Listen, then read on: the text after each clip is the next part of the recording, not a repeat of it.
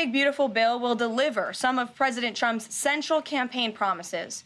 No tax on tips for our hardworking waiters, waitresses, and service workers. No tax on overtime for our law enforcement officers, our firefighters, and all those Americans who are putting in extra hours to make ends meet. And a large tax deduction on interest payments for Americans who purchase American-made cars. Despite desperate Democrat lies, the biggest beneficiary of this tax cut will be working-class Americans and their families. Americans earning between $30,000 and $80,000 per year will pay about 15% less in taxes after this legislation is passed.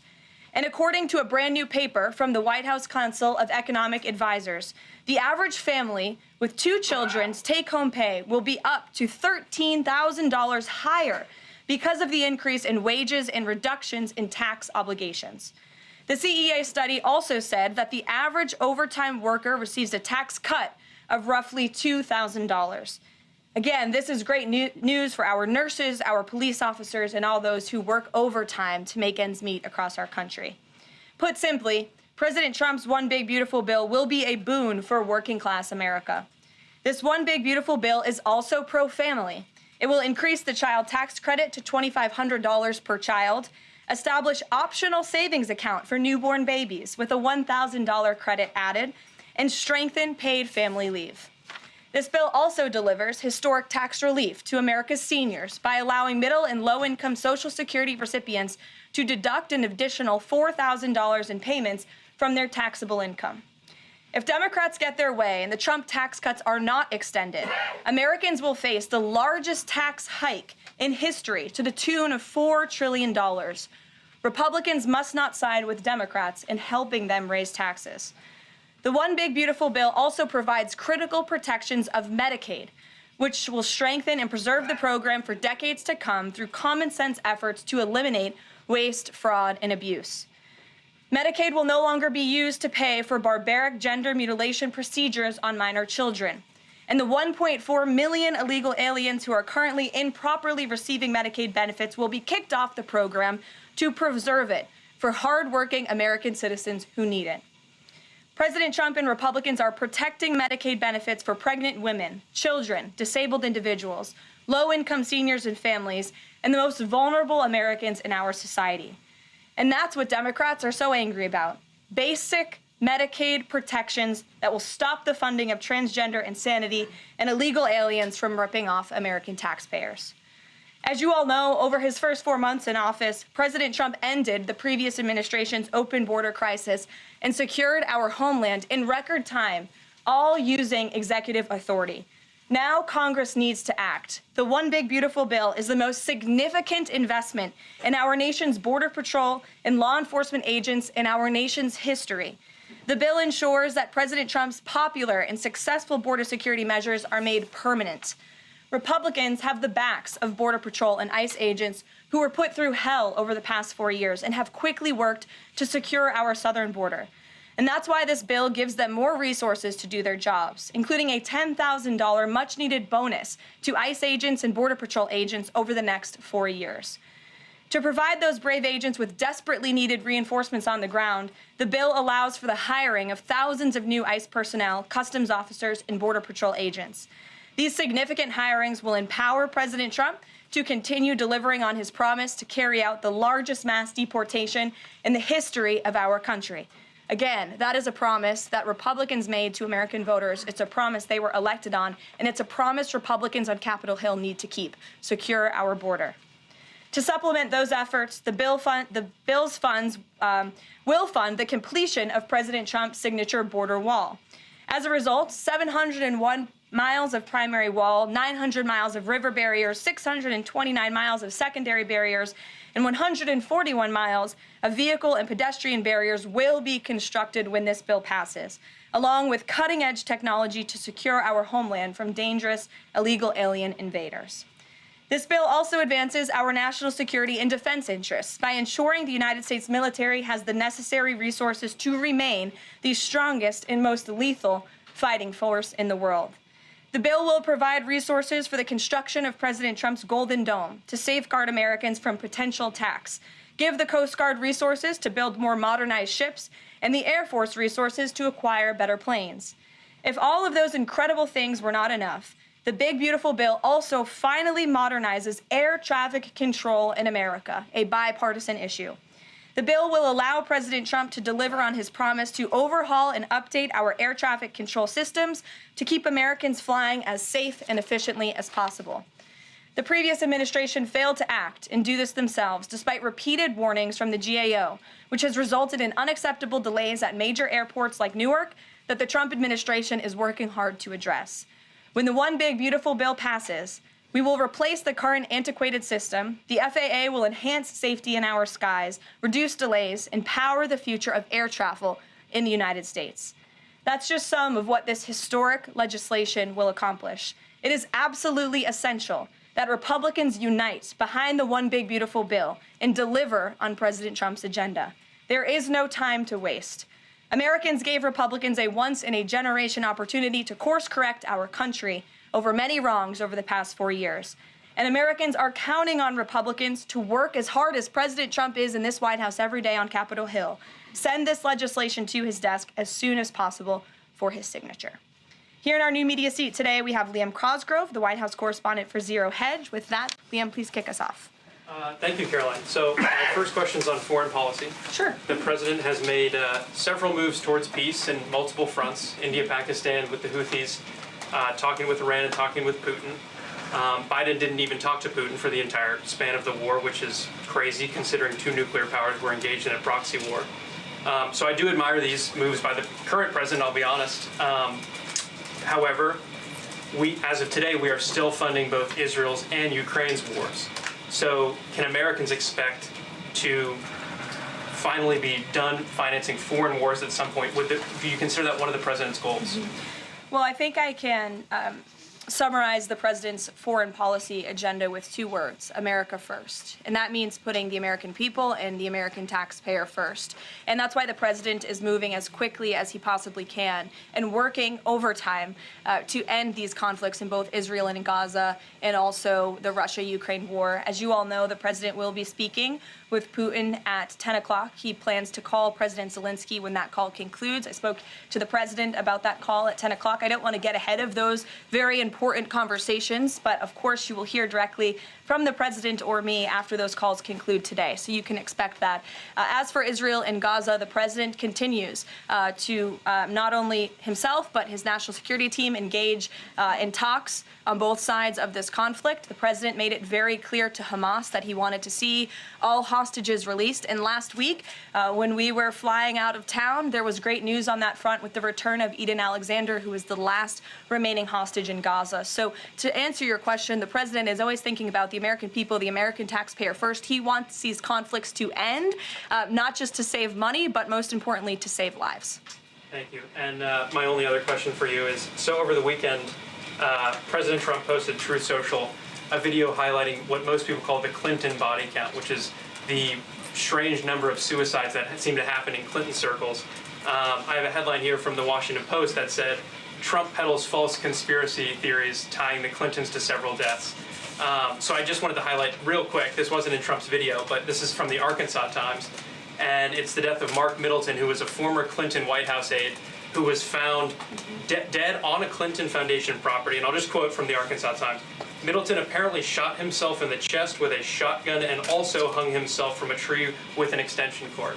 So I have no idea how somebody commits suicide that way, but if the Washington Post is here, maybe you can enlighten us as to how that was actually a suicide. So anyways, that's just a lead into my question about the most famous Clinton-related suicide, which is that of Jeffrey Epstein. There's still a lot of questions around that case. You've released phase 1 of the Epstein files.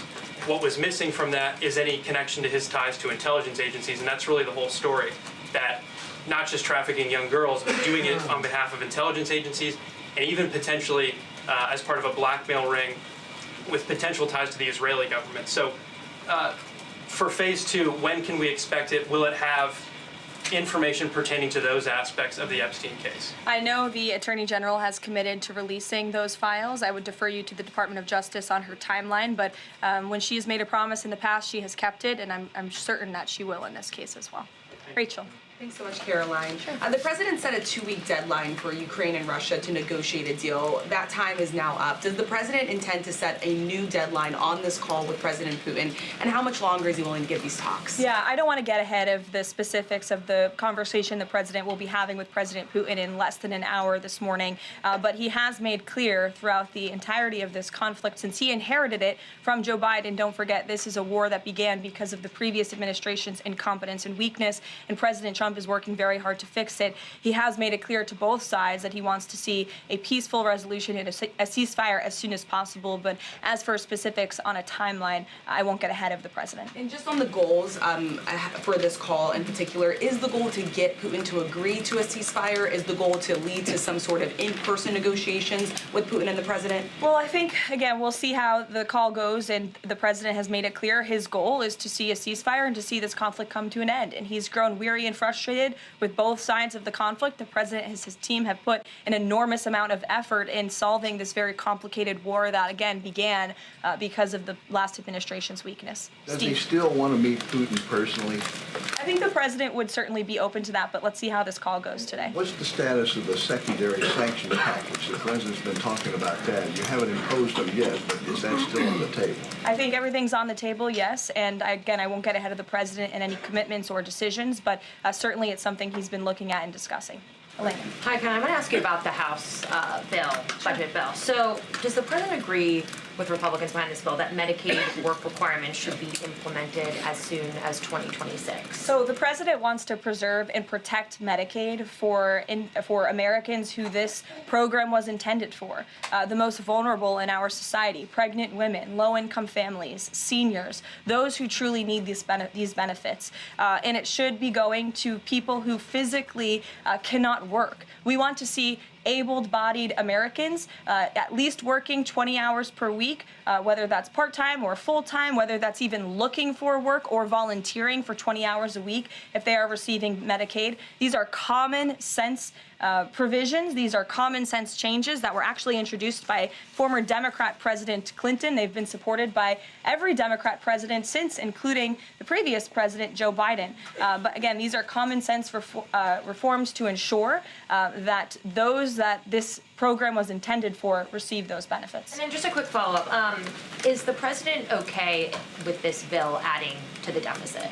This bill does not add to the deficit. In fact, according to the Council of Economic Advisors, this bill will save $1.6 trillion. And the president absolutely understands and hears the concerns of fiscal conservatives and of Americans who want to get our fiscal house in order. That's what the intention of this bill is. There's $1.6 trillion worth of savings in this bill. That's the largest savings for any legislation that has ever passed Capitol Hill in our nation's history. The next bill that even comes close was $800 billion. That's less than half of the savings that we see in the One Big Beautiful Bill. And so the goal of this bill is to produce economic growth, to cut taxes, and to get our fiscal house in order. And this is the right step in the right direction towards doing that. Thanks. Edward. Yes, thanks, And Kevin. then I'll go to you. Thanks, You're guys. welcome. I want to get the president's reaction to Moody's downgrading the credit rating of the United States. Sure. Well, look, the president talked about this over the weekend. The Secretary of Treasury also talked about it. When you look at the world has confidence in the United States of America and our economy once again. The president just last week secured trillions of dollars in investments from countries in the Middle East. We have seen trillions of dollars of investments flowing into our economy since the president took office. That is because America or people around the world have confidence in the United States of America. And if you also just look at the raw economic data that we're seeing, last week when we were out of town, inflation dropped once again. Oil prices are dropping, gas prices are dropping. The president has added nearly 500,000 jobs to the American economy already. So there's a lot of optimism in this economy, and the president disagrees with that assessment. And I want to ask you one more thing, if I could. On your Middle East trip, the United Arab Emirates is getting some of the most advanced AI chips, and there's agreements there. The UAE is the newest member of BRICS. Is there a concern from the president that those chips and the technology will pass through to China, India, Russia, and Iran? part of going to the Middle East was to ensure that the United States, that this part of the region, our Gulf partners, know that the United States of America is there for them again, and that they should be investing in the United States, not in China. And these AI agreements, particularly the one the Secretary of Commerce signed in the UAE, has security guarantees to ensure that China is not getting the advantage, but the United States is getting the advantage when it comes to AI, and that the UAE and the U.S. are working hand in hand together to invest in this space. So read the agreements, there are security guarantees, and this was a great trip for the country, no doubt. Go ahead. Thanks, Caroline. Prime Minister Netanyahu of Israel has said today that Israel will take control of all of Gaza. Is that a goal that President Trump is comfortable with or that he supports? I'll have to talk to the president about those comments as they just came, I believe, from the prime minister this morning, and I'll let him speak on that. The president has made it very clear he wants to see this conflict in the region end. He wants all hostages to be released. He was pleased that Eden Alexander was returned home safely to his loving family. The president spoke with Eden directly while we were traveling to the Middle East last week. As for the prime minister's comments, I'll let the president himself respond to those. Sure. Two questions. One, how involved does the president intend to be directly in talking to House members about the bill over the next couple of weeks or the next week? Sure. Well, over the weekend, the president was in direct conversation and communication with the Speaker of the House. He's been very involved. He always is. He's willing to pick up the phone when he is asked to. So he'll continue to be very engaged in this process with both House members and his friends on the Senate side as well. And on former President Biden's cancer diagnosis, the president put out a very nice message on Truth Social. Has he talked to President Biden directly? Does he intend to call? What does he intend to say directly? Not to my knowledge. I don't believe they have spoken, but I'm sure the president would be open to doing that. I spoke to him last night about the former president's cancer diagnosis, and the statement that he put out was the initial reaction he had with me on the phone as well. Peter. Follow up on former President Biden. White House doctors may have missed the early stages of his prostate cancer. So is President Trump worried about the quality of care that presidents get here?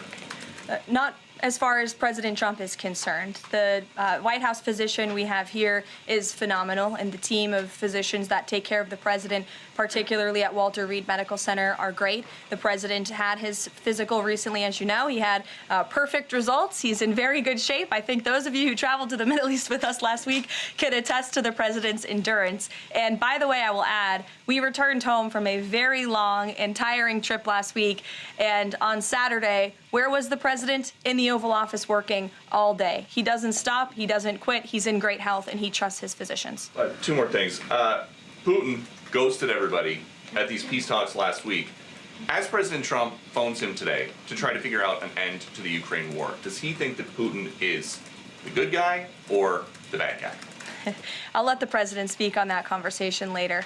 He's made his feelings about both sides of this war quite clear throughout it. He wants to see it end. And Annie, the last one, what does President Trump mean when he says that Taylor Swift is no longer hot?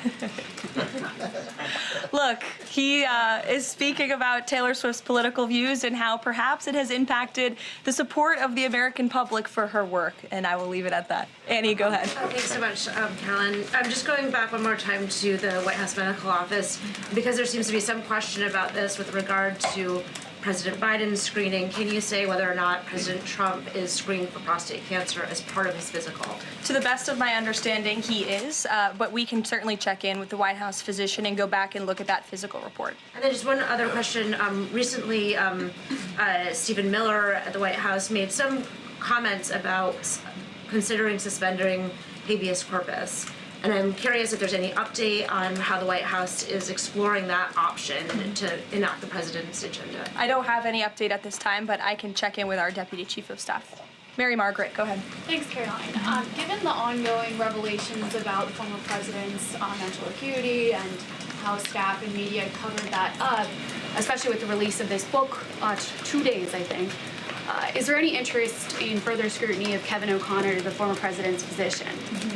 I'll let the president speak on that. I spoke to the president again about the former president's health diagnosis last night, and he wanted to extend his warmest wishes to the former president and his family. But as for any further action. I'll let the president speak on that first. Michelle. Vice President Vance's meeting with Zelensky. Can you share any more information on that?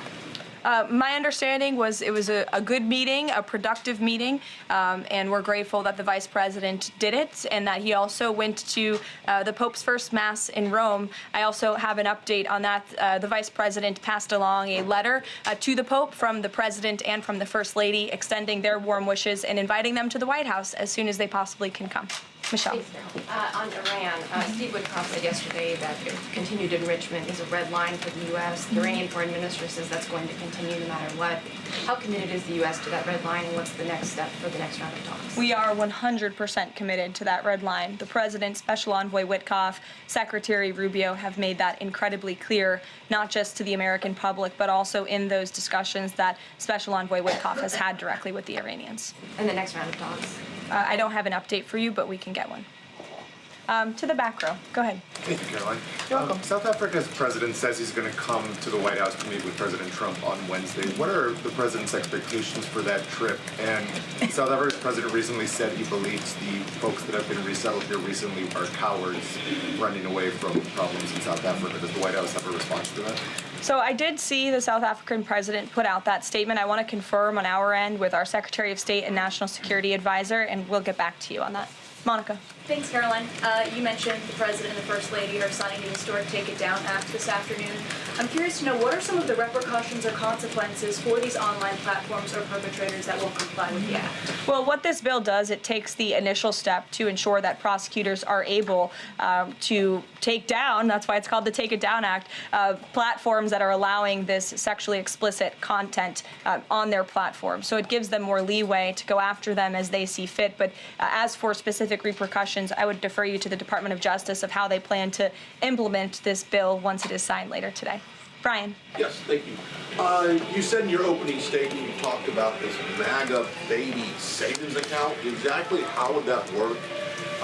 Who would be eligible for it? I'm assuming women would be eligible for that. Yes, so one of the provisions in the One Big Beautiful Bill, as I said, this is a very pro-family piece of legislation. Not only does it increase the child tax credit, but it also includes MAGA baby savings accounts for children that are born before January 1st, 2024, under 8 years old, U.S. citizens, and have at least one parent with a valid Social Security number.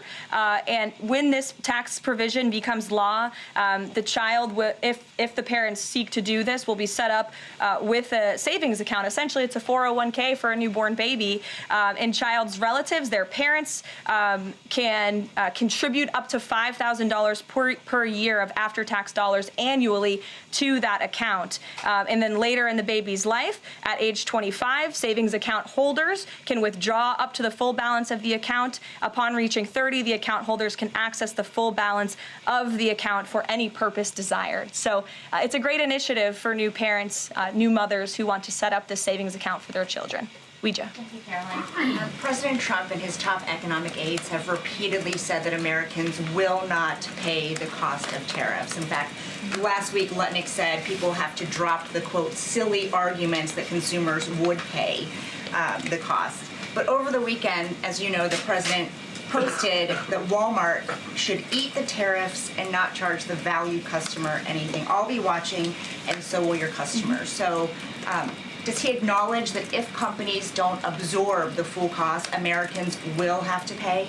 Well, first of all, the CEO of Walmart made those comments about the tariffs on an earnings call where CEOs, I believe, are legally obligated to give the most dire warnings and forecasts to their investors and stakeholders. The reality is, as the president has always maintained, Chinese producers will be absorbing the cost of these tariffs. And that is why China was so quick to hustle to the negotiating table with the United States of America. They need our markets, they need our consumers. And I would again point you to the inflation report that came out last week showing that inflation is declining, in large part because energy prices are dropping across the board in this country because of the president's robust energy agenda that he has taken since January 20th. So the president is committed to ensuring that prices remain low for American consumers, and he maintains the position that foreign countries will absorb these tariffs. What does he mean by "I'll be watching" to Walmart? He'll be watching, seeing what they're doing. Jennifer. On the gift plane from Qatar, 3 things. Is there a timeline for the U.S. receiving that plane? Do you know how long it will take to retrofit the plane to presidential standards? And thirdly, has the intelligence community, security folks, have they weighed in on whether that plane can actually be secured to presidential standards? I'm glad you brought up this question because I was watching the American press spew a lot of misinformation about the plane donation last week when we were abroad. Let's be very clear. The government of Qatar, the Qatari family, has offered to donate this plane to the United States Air Force, where that donation will be accepted according to all legal and ethical obligations. It will be retrofitted to the highest of standards by the Department of Defense and the United States Air Force. This plane is not a personal donation or a gift to the President of the United States. And everyone who wrote that last week should go and correct their stories because this is a donation to our country and to the United States Air Force. As for a timeline, because it is the United States Air Force that is accepting the plane, I would defer you to them for specifics because the President, frankly, has nothing to do with it. It's the Air Force's project to take on. Sure. Elizabeth. Thanks so much, Caroline. Did the president call fiscal conservatives who were hesitant to vote for the big, beautiful bill? And if so, what did they say? What did he say? I don't reveal the president's private discussions unless he gives me the liberty to, but he has been engaged in this process. He spoke to the Speaker of the House, and he will continue to make those phone calls if it's necessary for him. Sure. Thank you, Caroline. I'll go to both of you. Go ahead. Thank you. Any updates on Greenland? Will the president be making any trips, and do we have any details you can share with us? I don't have any future foreign trips to read out for you. We just returned home from one. But the president maintains the reasoning for Greenland's strategic purposes in the Arctic, and he continues to remain committed to the idea of obtaining Greenland in whatever means we can to advance our national security interests in the region. Sure. Thank you, Caroline. I have a question. Was Lebanon part of the discussions during the Middle East tour, and did you meet with any Lebanese representatives? To my knowledge, the president did not meet with any representatives from Lebanon, although he did talk about the election that they recently had there and how he hopes that Lebanon can come to a more peaceful place in their country and that we drive out Hezbollah, Iranian-backed Hezbollah proxies in Lebanon to ensure peace and prosperity in that country and also for the greater Middle Eastern region. And I would just add to that before I wrap up, because the president's call will begin in a few minutes. The president's historic tour to the Middle East last week truly reset our foreign policy agenda in that region. I think actually, in fact, the Washington Post had a headline, President Trump remakes U.S. foreign policy in the Middle East. And that's absolutely true. He took a courageous and bold step to lift sanctions on Syria. He strengthened our ties with our Gulf partners, and he put Iran into a very difficult position because the United States of America is back. And I will summarize the president's trip with an anecdote that I heard directly from a member of one of the foreign delegations. I asked him how hopeful their country was when they learned President Trump won the election. And he told me when President Trump won the election, it was like the lights turned on in a dark room. For the past 4 years to the rest of the world, America was dark. We were unresponsive. We did not pick up the phone. We did not return calls. All of that has changed under the leadership of this president. And I think the world saw that last week with this historic and wildly successful trip. And the work continues. The president will be speaking to President Putin at 10 a.m. and we'll have a readout for you after that call. And we'll see you in the Rose Garden at 3 o'clock. Thanks, guys. Thanks, Caroline. All right, we just heard Caroline Levitt live from the White House press briefing room. A lot of big headlines coming out of that press briefing this morning. They scheduled this one early. They wanted to get this in before the president has his scheduled calls with President Putin. That's scheduled for 10 a.m. Eastern time. And then also following that call will be President Zelensky from Ukraine. So we're waiting and watching to see what, if any, movement on those two fronts. But the other two big headlines, Joe, that came out of this addressed the big, beautiful bill, as the president calls it, but it also addresses the other big headline today, and that's former President Biden's cancer diagnosis. And there are some new details, some emerging questions that a lot of doctors are raising around the country, and also some members of the press raised this morning. Yeah, when the announcement came out on Sunday, he was diagnosed Friday. The news hit the wires. Everyone's speculating how come this was just now picked up. So a lot of stories out there. Well, let's get to some of these stories. Morning, It's a busy Monday morning. We're going to break down down everything we just heard, we want to bring in Josh Hammer, Newsweek senior editor at large and host of the Josh Hammer Show. Also with us, David Carlucci, former Democratic New York State Senator. Gentlemen, thank you for joining us here on this Monday. I want to get to you first on this, Josh, and then David, we'll have you answer this as well. We mentioned some of the questions that are emerging. Of course, there have been well wishes pouring in from around the world for the former president. But we're starting to hear doctors, oncologists come out and raise some questions whether or not White House doctors could have missed the early stages of this diagnosis, especially with the seriousness of where the stages are now. Could there have been something missed? And is President Trump, they're actually asking this morning, is he worried about that as well? I want to put that to you, Josh. What are you hearing among your circles in terms of that question and possibly the timing of this? Okay, so first of all, cancer is terrible, and literally everyone, no matter what your political stripe is, no matter who you voted for, no matter what your policy preferences are, everyone wishes the president a full and speedy convalescence. I think that should be obvious. Like many families, my family has been touched in previous generations by the cancer tragedy. My great uncle's fighting it right now. Actually, this is obviously horrible, but the timing of this, Fanchin, is more than a little suspicious, shall we say. And I say that because tomorrow is this much-hyped book, Original Sin, by Jake Tapper of CNN and Alex Thompson of Axios, is coming out. This reads to me like an information operation from the Biden circle and the Praetorian Guard from their apologists to basically deflect from this imminently forthcoming Tapper-Thompson book, Original Sin, trying to trot out the cancer diagnosis and basically to make that therefore untouchable, because cancer is obviously terrible, and this is part of kind of the Biden family's story for decades now. Biden is a man who has infamously been touched by many personal tragedies going back literally 50 plus years. And when the Biden family tends to be in a tough situation, he oftentimes plays the personal card, how he lost his first wife, Beau Biden, and cancer and all that there. So he plays his card over and over and over again there. And it seems to me like that is what is happening now. This simply, it doesn't pass the laugh test that he could have possibly developed prostate cancer that was so intense so as to metastasize to the bone, to use the exact language, literally since January 20th, less than 4 months ago. No one in a million years believes that at this point there. So it seems to me that the Occam's razor, that the simplest conclusion is that this was just part of the cover-up that we know about and that the American people have known about for many, many years now there. So it seems like the timing is a bit of a desperate attempt to try to steer away from this forthcoming book tomorrow there, but I don't think the American people are going to buy it.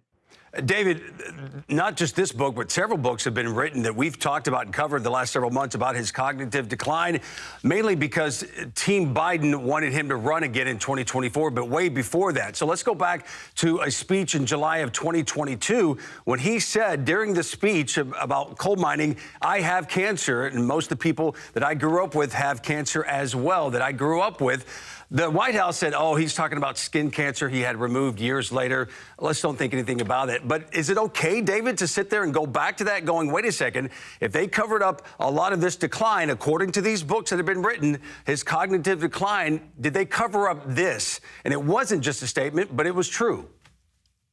Well, first, I think the important part of all of this is that we stop it with these conspiracy theories. I mean, come on, none of us here are doctors, as far as I know, to be making these accusations about the motives of talking about a cancer diagnosis. I think the bigger part is we talked about the big, beautiful bill that Trump is talking about. I hope and wish that our country would continue to focus on finding cures to cure cancer, to treat cancer. And now under the Trump administration, all of that is going to the wayside. All the cuts to the research that's being done, the breakthroughs that we're on the cusp of having are really being put on the back burner. And that's the unfortunate part of it. So I'm hopeful that with this diagnosis, that more people will obviously pay attention to it, do their part in getting screened, but also demand Congress and the president to continue what we have done as leaders of this, not just in the nation, but of the world, in terms of advancing technological and medical breakthroughs. But to talk about cover-up and conspiracies, I think it's really rich, considering the questions that were asked at this press conference today about the plane from Qatar, the Trump administration being in the Middle East, or the Trump companies being in the Middle East right before Trump was there, talking about an 80-story building that they want to have in Doha. I mean, the list of things that show a perception of a quid pro quo is really devastating, and I think we need to address those. But to comment on someone's health, I think is really risky, especially when you have no medical background whatsoever. So I really hesitate to go down that road. No, that makes sense. My dad died of cancer. We saw the signs. Not only was it announced, but we saw physically. A lot of us have dealt with that, with the cancer diagnosis. I'm not in my basement. I'm not a conspiracy theorist. He mentioned that he had cancer in a speech in July of 2022. So it's perfectly normal for me, a journalist, to ask you, a pundit, and someone who's worked, this isn't a Republican or Democratic thing. We saw the signs on stage stumbling that he covered up the diagnosis. There are books written by everyone under the sun on both sides of that. I'm simply asking you a question. In July of 2022, did Joe Biden announce that he had cancer, and was that covered up by the White House? Well, I have no evidence whatsoever, I don't think anyone does, to say that there was a cover-up. Okay, fair enough. Can you point to any evidence whatsoever? All of these things are accusations or opinions. This coming out book that comes out on the 20th, I've read the excerpts. It points to no new information other than how some people felt on stage when they saw the president. Yeah. But the reality is that if someone wanted to run for president, they could. But the polling showed that Democrats were really in lockstep with the president, and not because of his physical abilities, but because of the actions and the results that he had in office.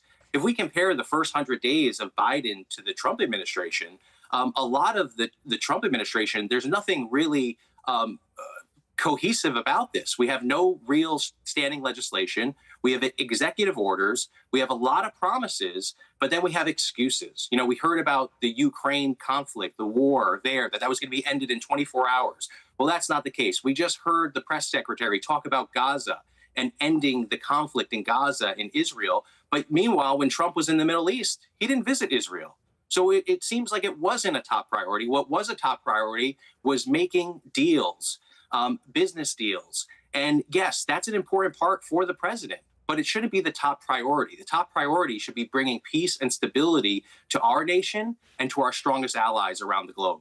Well, I think it's good you brought up some of the bigger issues that are coming out. I just want to make sure that we just stick to what we are finding out about a lot of these things. First of all, I believe, just to kind of clear the air, that it's oncologists and doctors who are actually coming out questioning how and if this diagnosis was missed and how someone can get cancer at this far stage. All accusations. Well, there's no smoking gun of a cover-up whatsoever. And I'm not saying, David, I'm not saying there's a cover-up. I'm saying there are oncologists asking the question based on the severity of prostate cancer and how it is affecting so many American families. I do want to talk about some of the bigger issues that came out as well as that one. The big, beautiful bill. We heard the press secretary address the big, beautiful bill. She says it's one step closer to passing some of the largest and most historic legislation in our nation's history. Josh, I want to give you an opportunity to go through what you think are some key elements of this bill, because at one point this weekend,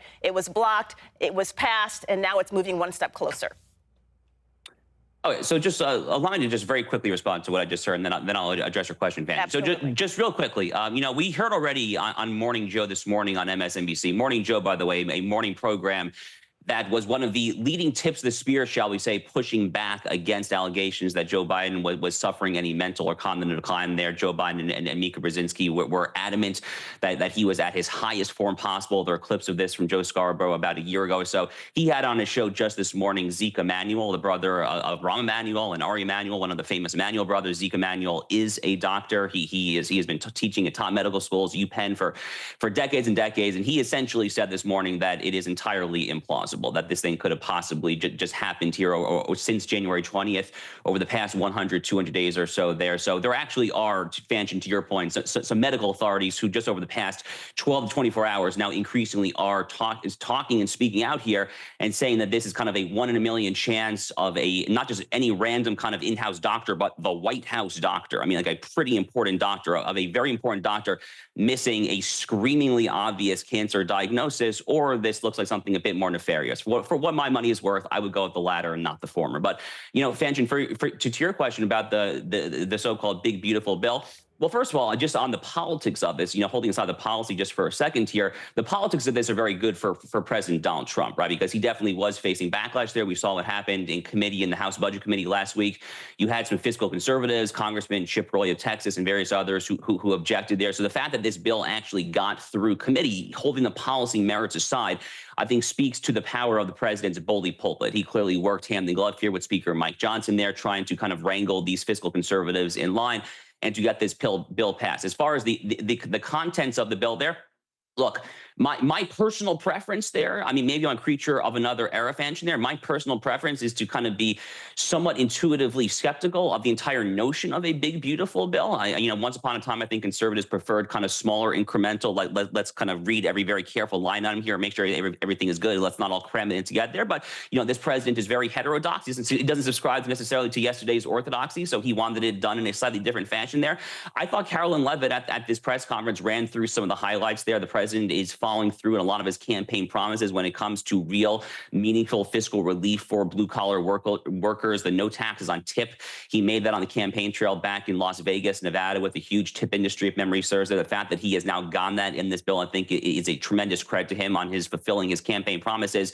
I will say, though, to kind of voice to the fiscal conservatives, the ones who voted against this bill in committee last week there, something's going to have to happen when it comes to America's annual deficit and our debt woes. We obviously saw the credit downgrade over this weekend on at least one of the major credit ratings there.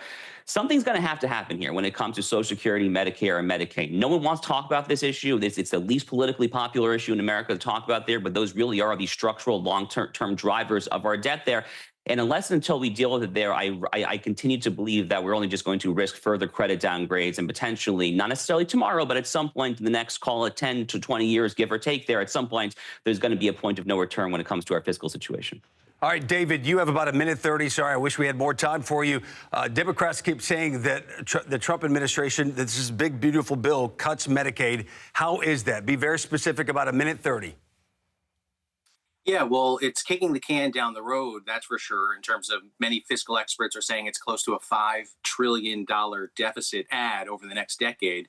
But yeah, if you call historic making the enrollment period for the Affordable Care Act, shortening that enrollment period, that's what this bill does. We've already seen cuts to SAMHSA, addiction treatment. We're looking at over $11 billion in cuts to addiction treatment programs across the country in a time when we've been making progress. We're rolling that back. We have SNAP is being cut back. We have work requirements that are being added on. So it's interesting to me to see that we're kicking the can down the road, adding almost $5 trillion to the national deficit. We're cherry picking and saying, hey, we're going to cut taxes on tips and overtime, but these same workers are going to have a harder time to get enrolled in the Affordable Care Act, have a harder time accessing SNAP benefits or just Medicaid in general. So it's, take from one hand, give to the other. I really don't see anything historic about this except for the legacy of debt we're bringing to our children and our grandchildren and doing nothing substantial to change anything going forward. Just cutting back on the things that have made America the top nation in the world, focusing on technological and medical advancements. This bill guts that. Okay. So that's why people are upset, from the conservatives to the liberals. They're really not happy with this, and I think it's going to be a hard time getting this done. And to say the things that people have fought for in the districts, the swing districts, like the SALT tax deduction, that's nowhere to be found. So nothing for middle-class families other than saying there's tax extending these tax cuts. All right, and that's unfortunate. Yeah. Well, this is, like you said, one big, beautiful bill. There's going to be a lot for both sides to break down and to examine as we go forward. The White House is saying it saves $1.6 trillion. They said any cuts, most of those cuts are because of waste, fraud, and abuse, so that they can make sure that American citizens have access to health care. So, like I said, there's going to be a lot more to break down and examine as this bill moves forward. Josh Hammer, David Carlucci, thank both of you for your incredible insight this morning. Good to see you. Thank you, gentlemen. Thank you very much. Good to be with you. Thanks. The news continues. Stay with us right here on Dr. Phil's Merit TV. So when I tell people that I'm a boxer, a lot of times they don't believe me. Sometimes I make them guess what sport I play, and they would say maybe gymnastics or figure skating. When I tell them that I'm a boxer, they can't believe it, just because of the misconception of boxers, of how they look or how they're supposed to look. I love to always just surprise them with, what I am, the boxer. Follow Christina and the New York Attitude as they begin their march for the title. Fridays on Merit TV. Talk is cheap when it comes to saving our country. We're not just any cell phone service provider. We're Patriot Mobile. It's not enough to simply talk about values. We live them. Defending life, protecting our First and Second Amendments, and celebrating our military and first responder heroes. We're boots on the ground making a difference. We're America's only Christian conservative wireless provider with nationwide coverage on all 3 major networks and 100% US-based customer service. Join Patriot Mobile today and make an impact every time you use your cell phone. If joint pain from aging is slowing you down, Omega XL can help you get back in the saddle, just like it did for John Walsh. Today I'm here at my ranch exercising some of my polo ponies. Got to be really fit to ride these horses. So as you get older, it gets tougher. I was starting to suffer some of that business, and then I ran into somebody who said, look, you should try Omega XL, and look what it's done. I feel better than I felt in the last 30 years. I'm Reve Walsh. I'm John Walsh's wife. I ride fox hunters, and sometimes I'm in the saddle for 3-5 hours at a time. A lot of work out here. I wouldn't have been able to do this. Muck a stall, throw hay, do all the things that needs to be done on a ranch a couple years ago. But Omega XL gave me the ability to get back in the saddle. It works great. Once you try it, you don't want to be without it. Makes a huge difference. It does. Take it every single day, and there's a benefit. It's made you a lot nicer to me. If you've been living with pain, it's time to get this special offer, the Omega XL, the joint health supplement that millions have trusted for more than 20 years. Omega XL, it's sourced from the green-lipped mussel, exclusively found in the pristine waters of New Zealand, some of the cleanest waters on Earth. Omega XL, it's natural, drug-free, and it's backed by more than 40 years of clinical research that show it really works. Try Omega XL today. Pick up your phone and call the number at the bottom of your screen right now for a special offer. Buy 1, get 2 free. 2 bottles of Omega XL plus Vitamin XL D3, a value of more than $100. But call today and you pay only $39.95. That's a savings of more than 60%. Plus, it's backed by our 60-day money-back guarantee.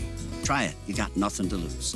Call or go online right now to get this special offer. 2 bottles of Omega XL plus Vitamin XL D3 for only $39.95. Call now.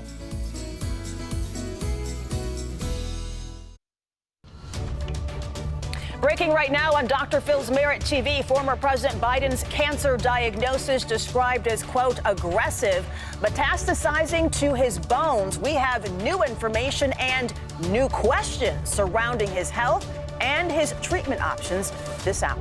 Plus, high-stakes diplomacy. President Trump's push for peace. The urgent call scheduled today with Presidents Putin and Zelensky. The bold bid to